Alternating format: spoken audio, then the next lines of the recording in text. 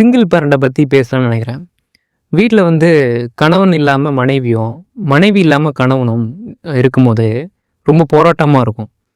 அப்போது ஒரு தனி ஆளாக நின்று அந்த பிள்ளைங்களை படிக்க வைக்கிறதுலேருந்து ஒரு மேரேஜ் பண்ணி கொடுக்குற வரைக்கும் ஒரு தனி ஆளாக நின்று நிறைய போராட்டங்களை சந்தித்து நிறைய கஷ்டத்துலேயும் ஒரு பவர்ஃபுல் மேனாக பவர்ஃபுல் உமனாக நின்று ஒரு அயன் லேடியாக நின்று அந்த ஃபேமிலியை வந்து பார்த்துருப்பாங்க.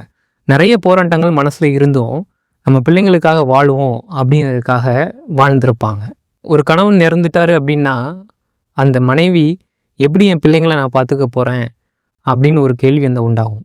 ஒரு மனைவி இறந்துட்டாங்கன்னா அதே கேள்வி அந்த கணவனுக்கும் விடும். இந்த மாதிரி ஒரு சேடான சிச்சுவேஷனுக்கு அப்புறம் ஒரு தனி ஆளாக நின்று குடும்பத்தை பார்த்துக்கிறது ஒரு சாதாரண விஷயம் இல்லை. சில வீடுகளில் வந்து பார்த்திங்கன்னா அப்பா அம்மா இருந்தும் அப்பா செய்ய வேண்டிய விஷயத்த அம்மா செய்வாங்க. அப்பா வந்து சாதாரணமாக இருப்பார், அம்மா அதை எடுத்து செஞ்சிட்டு இருப்பாங்க. ரொம்ப ஆச்சரியமாக இருக்கும். ஸோ சிங்கிள் பேரண்டாக இருந்து ஒவ்வொரு விஷயத்தையும் பார்த்து பார்த்து செய்கிற ஒவ்வொரு பேரண்ட்டுக்கும் ஒரு அப்பாவோ அம்மாவுக்கோ வந்து சல்யூட் தான் அடிக்கணும். சில வீடுகளில் வந்து பேரண்ட்ஸ் வந்து சரியாக கவனிக்க மாட்டாங்க பிள்ளைங்களை, அப்படியும் இருக்கும் சில வீடுகள். அப்போ வந்து கூட பிறந்த அண்ணன் தம்பி வந்து அந்த தம்பியை படிக்க வைக்கிறதோ அவங்கள வந்து ஒரு வேலைக்கு உட்கார வைக்கிறதோ கஷ்டப்பட்டு செய்வாங்க. ஸோ அந்த நேரத்தில் அந்த அண்ணனுக்கு வந்து ஒரு அப்பாவோ ஒரு அம்மாவாக தெரிவாங்க. இந்த அப்பா அம்மா அப்படிங்கிற ஒரு ரோலை வந்து யார் வேணாலும் எடுத்து செய்ய முடியாது.